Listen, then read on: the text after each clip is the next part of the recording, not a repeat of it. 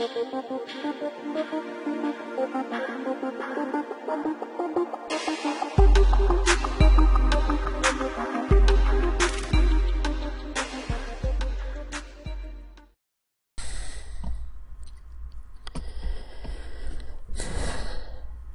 time has finally arrived. It is time.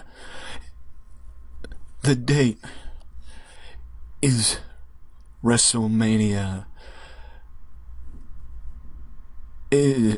Well, first, let me explain. This is the return of how I would book it. This is how I would book the WWE invasion. Well, actually, how I would book the WCW invasion of WWF.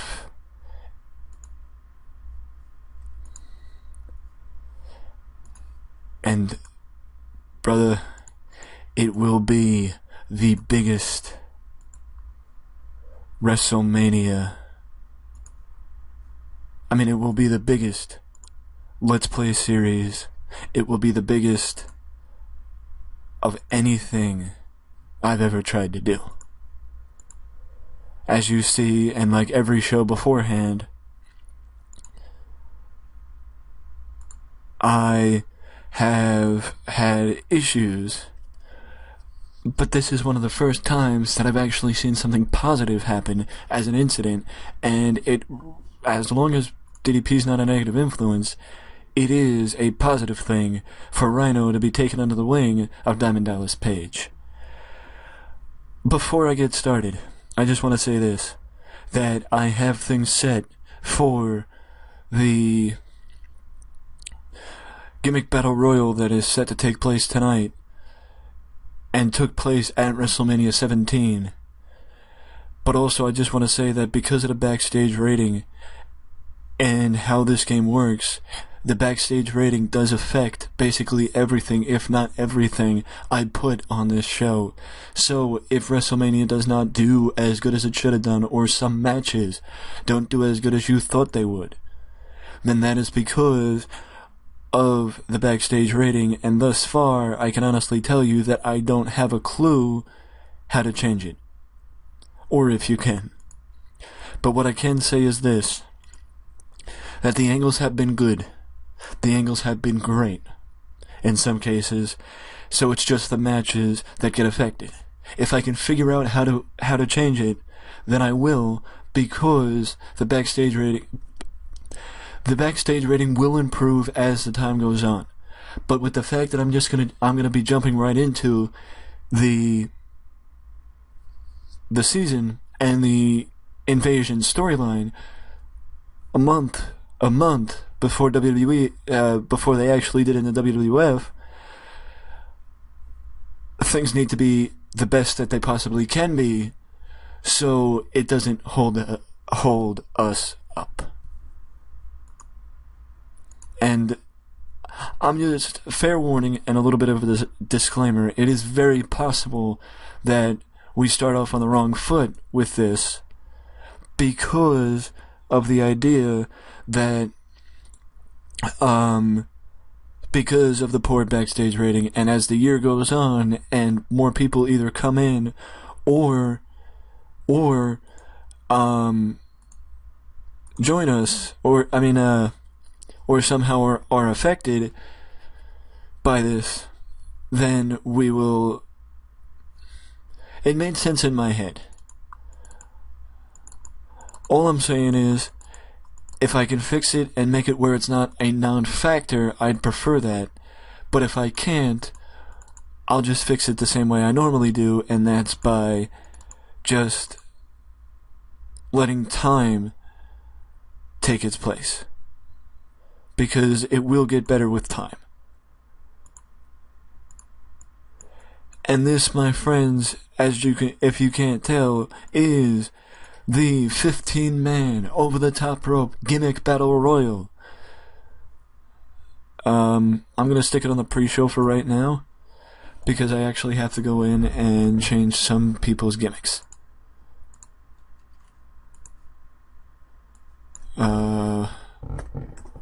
Waylon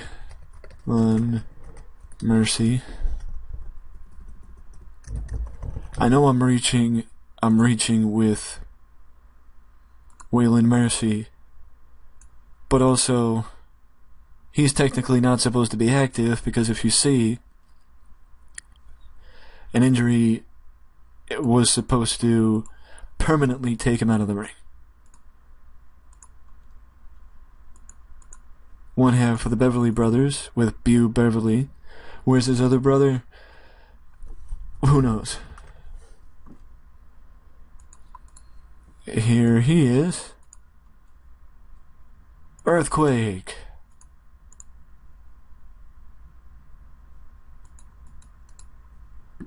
And he returned recently in the WWE. Thrasher. Nobody knows who Tony Anthony is. Hell, nobody even I don't know if anybody knows him. But I think some people may know T.L. Hopper. The plumber of the WWE. One Man Gang is good. The Bushwhackers are good. Okay, everybody else is good. And they corrected him already. Okay, good. Yeah, I'm keeping it on the pre-show because of the matches that are actually on the show already. I think that those matches are going to warrant more time than the others have necessary. So, big show.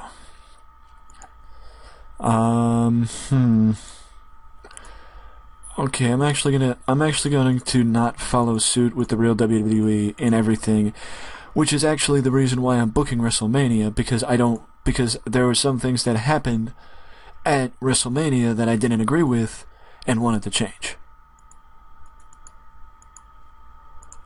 This was not one of them. I completely agree with the idea of Eddie Guerrero being the WWF European Champion. And I will also say this, that even though Joni may be a headache backstage, she's not as bad as some of the other people. And I'm going to give her a much-deserved run with the Women's Championship. Because the idea that I would actually contemplate letting her go before giving her a run with the belt is kind of beyond me. Well, let me put it this way. If I'm going to release her because of the fact that she has behavioral problems, I would release other people a lot faster than her for those behavioral problems. At least one match has to be eye candy, one match has to be a wild brawl, car crash or mayhem, and the other has to be storytelling. Okay, unfortunately, because of the current product of the WWF, I have to do the women's match a certain way and cannot take that match. I know that Vince and Shane were actually in a street fight, but I'm just going to keep them to where it's like this and also give them a lot less time than they had in real life because of the simple fact that it's Shane McMahon versus Vince McMahon. And by the way, there is no tie-in for the WCW. I did an angle on that show between Shane and Vince, on Raw between Shane and Vince, but did not include on that episode of Raw, meaning the last episode of Raw before WrestleMania, but I did not include the idea of Shane and Vince doing anything involving the WCW because the WCW did not need to be included in Shane and Vince's storyline whatsoever. It did not need to be included in Shane and Vince's storyline whatsoever.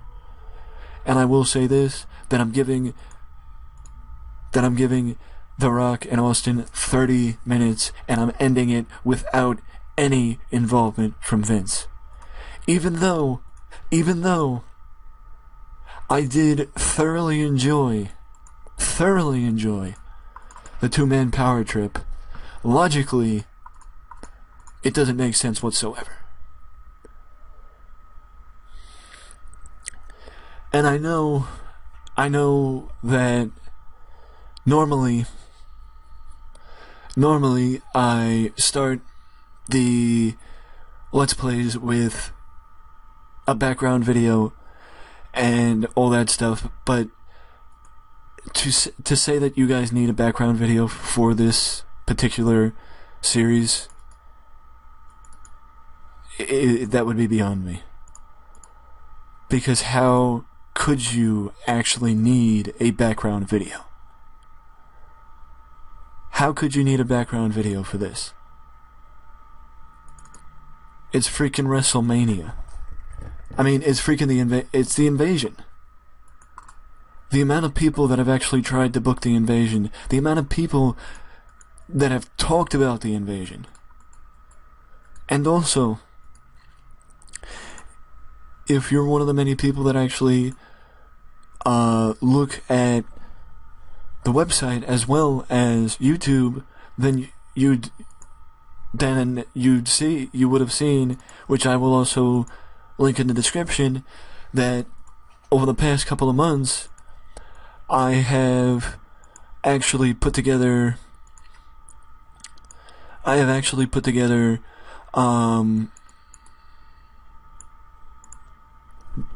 packages highlighting some of the big, posts rather, highlighting some of the big moments from the invasion. Including the start of the invasion when Lance Storm came out to the ring, and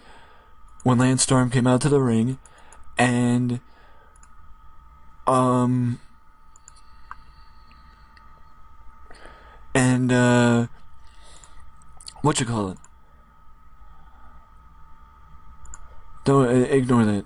I gotta take care of that off camera.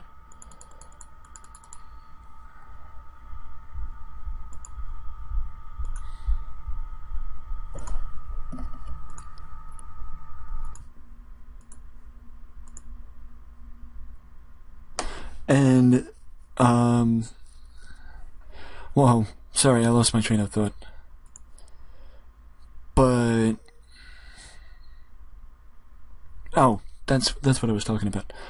Fact is, I felt like, I know I usually do the background, but I felt like that people didn't really need the background, the background perspective on this series, just because of the fact of how overused this gimmick was, this story, this entire thing, the concept of the invasion. And just the idea of, how everyone has, how everyone has an opinion on it. And I felt like you didn't really need a background video on it to put things in perspective. So that's the reason why I didn't do a background video.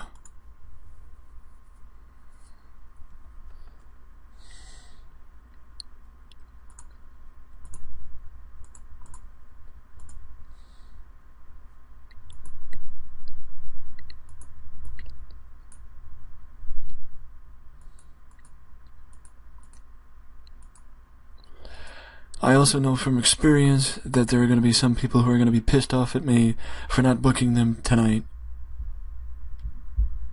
But there are some people that I can't book tonight.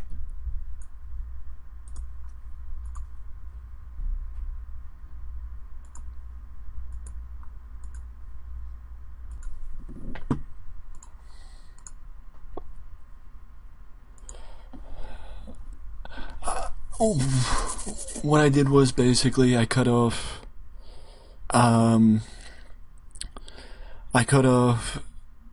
parts of, or cut out rather. I cut out parts of the video to basically subjugate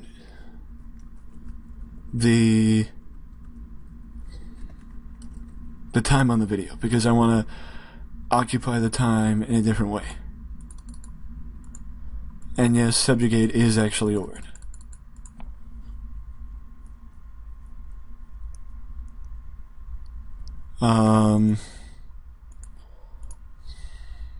What can I do with the other people? Fatal 4-way. No. Okay, there's a crap load of people in this region that have not been booked. No. You. No. Rhino. Saturn.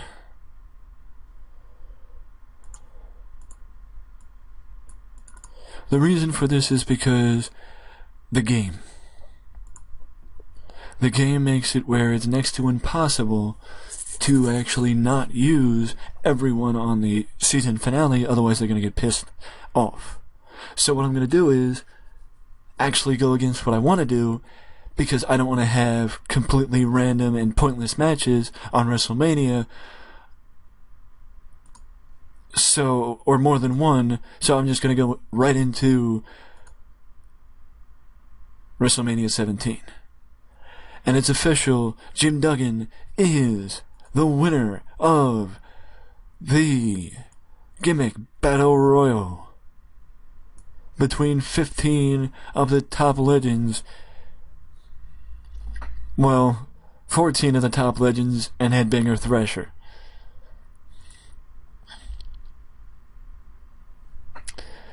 I wonder how that works, that Tully Blanchard was a road agent in the match and also performed in the match. Jannetty, oh wow, Jannetty has drug problems. Rhino outperformed everybody in the match, and actually, my apologies, Perry Saturn outperformed everybody in the match. Rhino just won. And now we move to WrestleMania. Big Show gets the victory in the opening match on WrestleMania. And yes, this actually could mean that Big Show faces Rhino for the hardcore title, as that could be what that match was for. Now, much like they did it in real life, Right to Censor actually comes up short against the APA. The only difference is Taz was the third man for the RTC, against the RTC with the APA, and I chose Hardcore Holly instead. Not that it really matters, that's just what I did. Eddie Guerrero defeats Test, and now Eddie Guerrero is the European Champion.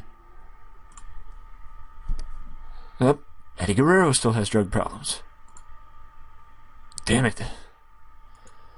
Everybody in this goddamn company has drug problems in this file. God, for God freaking sakes. Kurt Angle and Chris Benoit.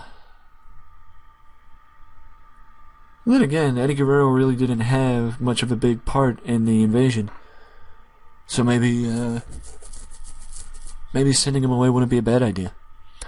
But either way, Kurt Angle gets the victory against Chris Benoit in their WrestleMania match. But their feud is far, far from over. And now we head backstage as Vince McMahon and Triple H are strategizing backstage, talking about their matches tonight with Stephanie. Stephanie's with them talking about the matches, and as Vince faces his son Shane, and Triple H goes against The Undertaker in what will be a war. And now Chyna goes up against Ivory, and Chyna walks away WWF Women's Champion. Oh, thank God. The history package between the Hardys, the Dudleys, and Edge and Christian, promoting the first ever TLC match. Or, actually, was this the second? I don't remember. And Edge and Christian win the match. The match would have been better if I actually did not give it the, I think Mayhem match style. I forget. But I think giving the titles to Edge and Christian was the best idea. Yes, if I'm correct, Bubba and Devon and the Hardys are both babyfaces, so maybe keeping the belts on them would have been a better idea, but for right now, putting the belts on Edge and Christian are the way I think I should go. And plus, Bubba got cracked ribs. And Christian apparently caught some heat for causing the injury. Now on to the more interesting portion of the show. William Regal got injured in the build-up to WrestleMania. I believe it was 2 weeks ago on SmackDown in a match. William Regal got injured,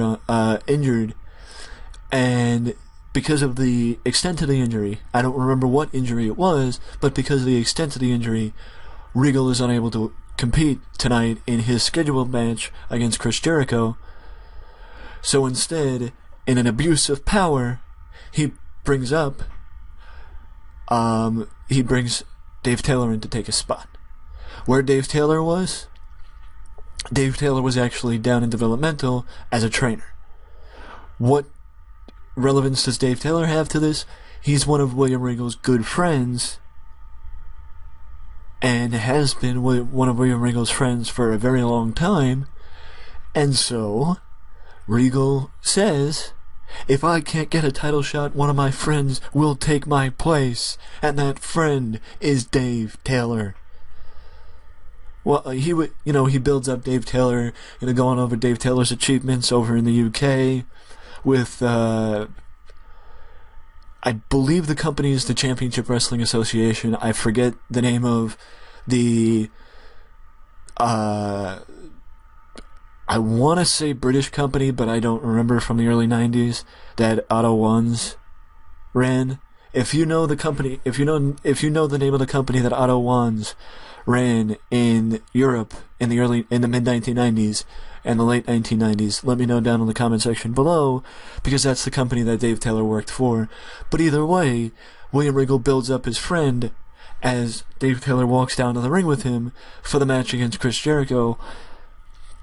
And Jericho's doing, what the hell is this? And him and Dave Taylor actually have a pretty good match in a 67. I don't know about you, but I didn't expect a 67 between Jericho and Dave Taylor, so I'm pleasantly surprised. Yes, Chris Jericho ended up carrying basically, if not the entire match, basically most of, if not the entire match. But either way, as far as WrestleMania standards, I give it 2 thumbs up, because it was actually good enough where it did its job. And also now, Jericho's feud with Regal has an excuse to keep going. So the injury was a blessing in disguise. This is by far one of the shortest promos in the history of WWE, because Michael Cole walks up to the Undertaker. Undertaker looks over at him and just tells Cole, the time for talking is over. I'm gonna kick Triple H's ass. And if you don't get out of here, I'm gonna kick your ass too. So get out of my face, boy. The hype video. Okay, this is a perfect example. And I can actually go down here and say, look at it. We get a bonus from Jimmy Corderas refereeing. We get a bonus from Blackjack Lanza. We get a bonus because of Triple H's momentum. We get a bonus because of Taker's momentum. But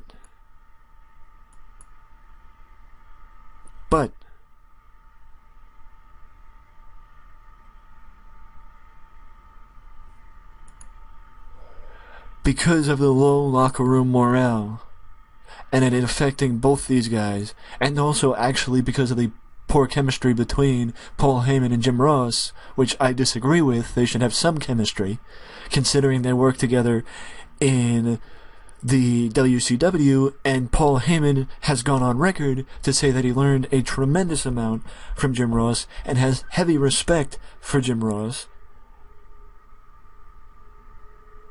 And also, since when was Paul not good on commentary? But with a 92 from Triple H and a 92 from The Undertaker, and the fact that apparently the match deserved better color commentary, I'm sorry, Paul. And in an exceptional match, we only pulled a 78. Why? Because the game hates me.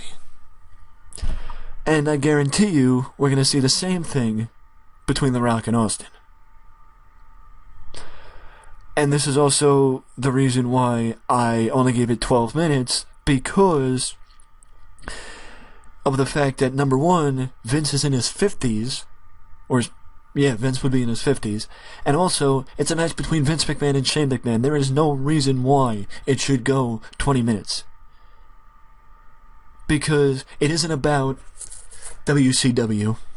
It isn't about, the father standing up to his son, or vice versa. It's about Vince announcing that he wanted a divorce from Linda, and Linda getting her revenge on Vince, which leads to Shane winning. And this is actually how I wanted it to go, still keeping Shane winning, but the storyline that follows is going to be different. Because after tonight, Shane, Linda, both off television. Unless, logically, they could come back. If they can't logically come back, they won't. And as far as Stephanie goes, she will manage Triple H as long as Triple H does not get injured. Which I have no control over who gets injured and who doesn't. It's based on the game. So, I'm telling you right now, the McMahons will have a very limited to no involvement in the invasion, because they don't need to be involved. Because it isn't about Shane versus Vince again. It's about WCW versus WWF, and the storylines should write themselves. And it shouldn't just be about, I'll save this for the end. Let's continue. Once again, the segment was penalized for being short? How long do you expect me to make a promo from Steve Austin? It's not like it should be a 7-minute promo from Steve Austin just because it's Steve Austin. So apparently I need to make the segments longer, and also, once again, because of the low locker room morale. Just out of curiosity. Apparently this was penalized for being too short too. Huh. Okay.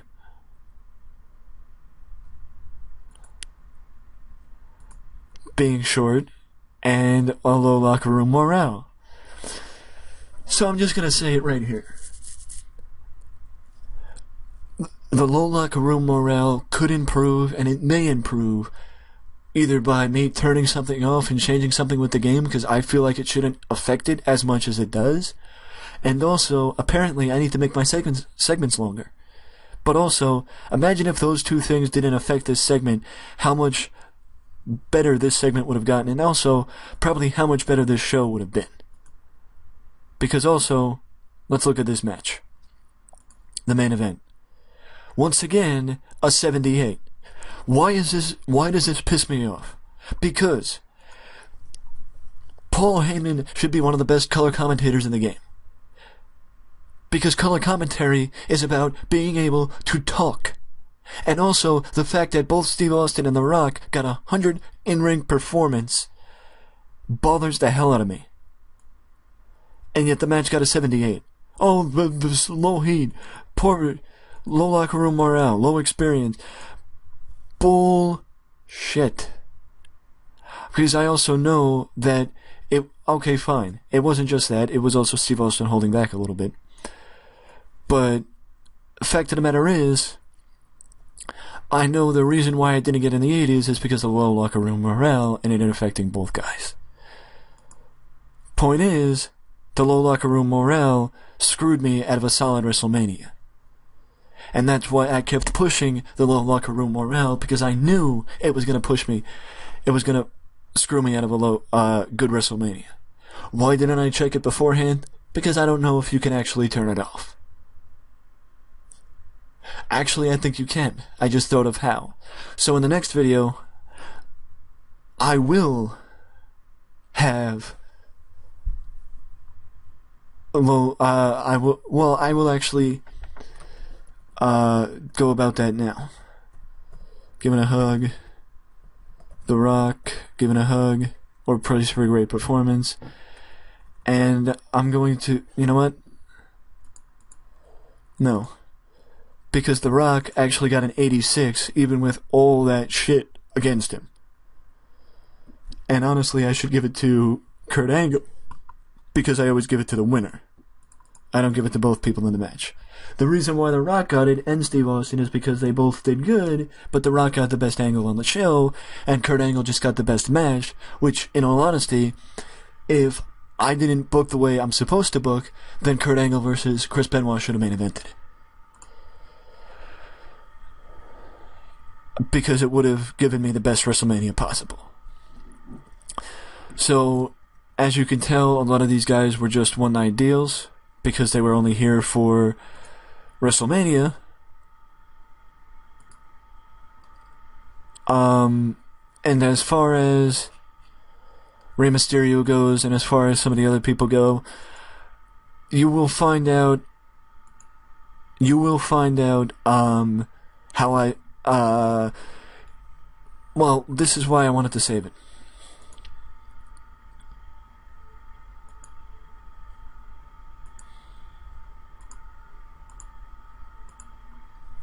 This is why I wanted to save it.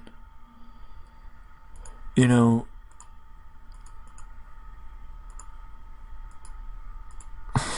Jesus. Come on. Damn it.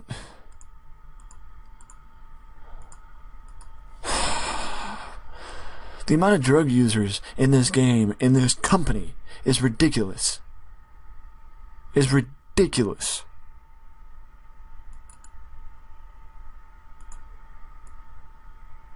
And I kind of regret letting Eddie Guerrero win the European title.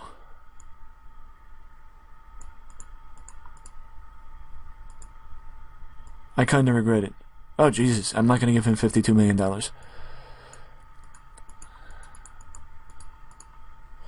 Okay, now, ignore all this. Ignore all this. First of all, the reason why you're still here is because of 2016, okay. Where's your... oh, user preferences. Here it is. This, right here, user preferences, should actually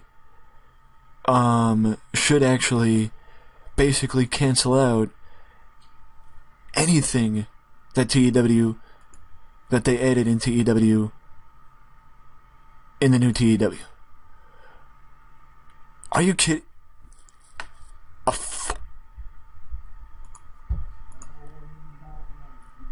4? Are you kidding me? we have a backstage rating of a 4.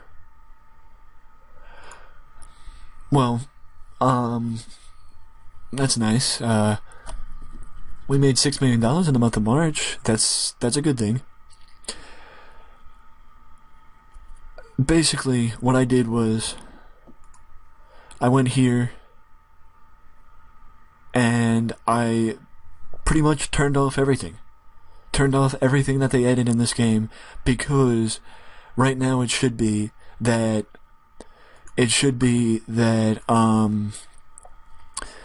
backstage ratings do not have an effect on the matches.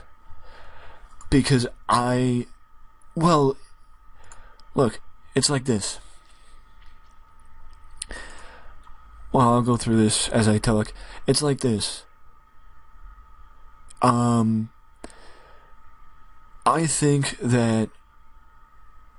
Oh, yeah, I think that backstage ratings should not have an effect on the match because, well, no. This is just like clicking here and limiting how high up you can go as a company status, and blocking yourself from going over a certain size until you get far enough over that size so you don't fall back down right away. And if any of you have played this game previously, you know what I'm talking about, especially in TEW 2013. I'm not doing it to block myself from getting affected by the backstage rating. I'm doing it because I don't think that the backstage rating should have an effect, but also I'm doing it so I don't have to worry about the backstage rating, and I can repair the backstage rating without actually having it affect the show and have me make a stupid decision to repair the backstage rating, like basically releasing any negative influences in the company, like Eddie Guerrero, China, Jeff Hardy, which I honestly don't know why Jeff Hardy's a negative influence, Test, I don't know why Triple H is a negative influence, I don't know why... Well, I know why X-Pac is, but I don't know why Test is. Test shouldn't be a negative influence. Neither should Jeff Hardy. Looks like I'm going to go in and change that. Or I think I'm going to go in and change that. Yeah. I'm not going to lie, there are problems here in this company. But this is my attempt at fixing history. This is my attempt to change what should have the most missed-booked opportunity in the history of WWE, in my opinion. Or one, if not the most missed opportunity, one of the most missed opportunities. Because this could have led to so many dream matches. So many dream matches. I have, in the time between this video and the planning that I've been doing, I've been planning this out for months. I have 5 pages of notes for the invasion. I have a lot of notes and a lot of things in mind.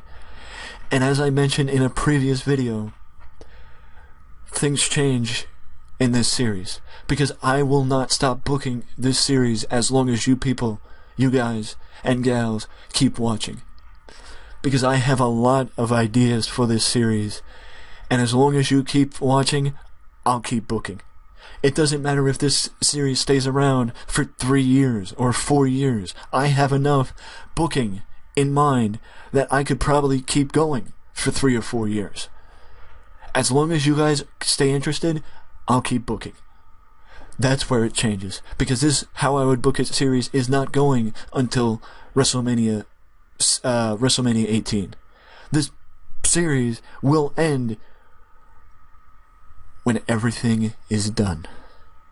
This is like me starting an alternate timeline for history, because everything changes with the invasion. Everything would have changed if the invasion was booked just a little bit different. And to end this off the only way I know how, I want to mention that there are people from Turner Broadcasting, that contract I will buy. And there are two names. Name number 1, Kevin Nash. And name number 2, Hulk Hogan. The reason why Scott Hall's not in with those two is because he wasn't employed by Turner Broadcasting at this time. He was unemployed. Or, well, he was in a touring contract with New Japan, so whatever. I just stole him from New Japan. But either way, the NWO are the only people that I'm bringing in right out of the gate from Turner Broadcasting, because I believe that they can carry the load for at least a couple of months by themselves. But look here. Scott Hall, Kevin Nash, Hulk Hogan. The invasion's not starting with the NWO. To find out how I kick off the invasion and how I would have kicked off the invasion, you'll have to tune in to the next video to watch me book Monday Night Raw, because the invasion starts tonight. Now I want to hear from you. Let me know what you think of the video. Let me know what you thought of the video and what you think of this series so far down in the comment section below. But if you don't want to leave a comment, you can always leave a like and subscribe to the channel for more content just like this that you can only find right here at Wrestling Express. Till next time. Later.